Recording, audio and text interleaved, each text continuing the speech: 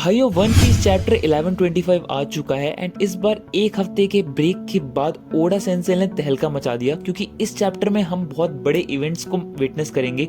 तो बिना time waste करते हुए वीडियो को शुरू करते हैं। तो कवर पेज में एज यूजुअल हम देखते हैं यामाटो को, जो कि ओडन का कैसल बनवा रही होती है। उसका चैप्टर की स्टार्टिंग में हम लोग जाते हैं एगहेड में, जहाँ पे हमें रॉब, लूची और काकू को दिखाया जाता है और साइफर पोल के एजेंट्स उनसे पूछते हैं कि भाई स्टसी का क्या हुआ, और उसके रिप्लाई में लूची बोलता है किल्ड इन एन एक्शन।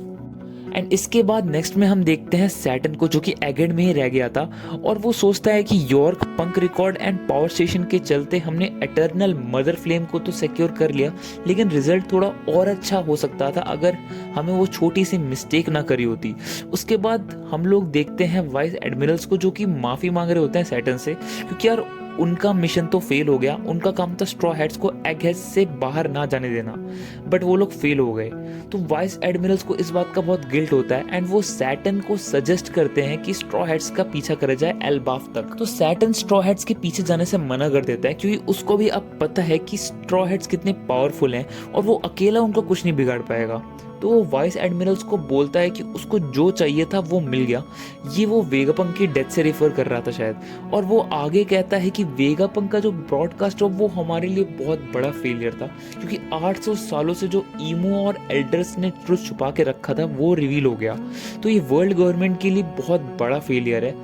और उसके बाद हमारे सामने एक बड़ी चीज रिवील होती है। 200 साल पहले साइंटिस्ट को ऑर्डर मिला गया था आयरन जाइंट को खत्म करने का, लेकिन सैटर्न उन्हें रोक देता है और बोलता है कि ये चीज कवर रहेगी उसके अंडर में, तुम लोग इस आयरन जाइंट की रिसर्च करो। और सैटर्न इसी बात को सोच के रिग्रेट कर रहा होता है। उसके बाद वाइस एडमिरल डोबरमैन, जिसको अपनी जान प्यारी नहीं थी, सैटर्न से पूछता है कि सैटर्न भाई, ये जो आपने वेगापंक का मैसेज रिवील को एक फेलियर बोला, इसका मतलब जो वेगापंक ने बोला उसमें कुछ सच्चाई भी थी क्या?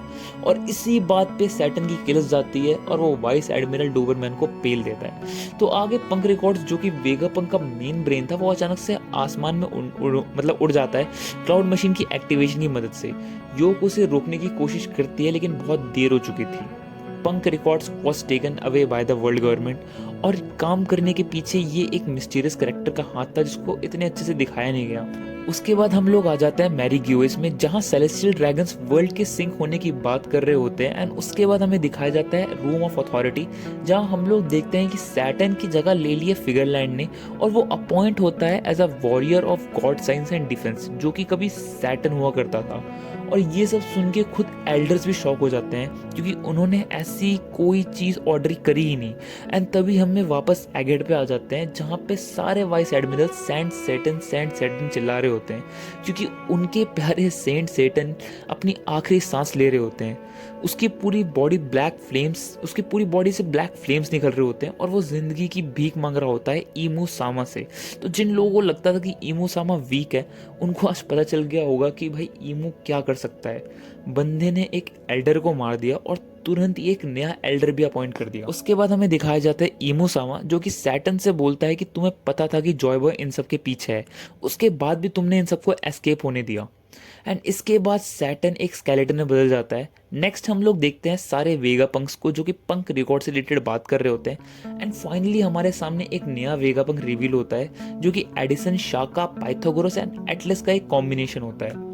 नेक्स्ट पैनल में हम आ जाते हैं कामाबाका किंगडम में, जहां कोआला वेगापंक का मैसेज समराइज कर रही होती है और ड्रैगन बोलता है we must hurry and achieve the victory for our cause before the people of world kill each other to secure habitable land.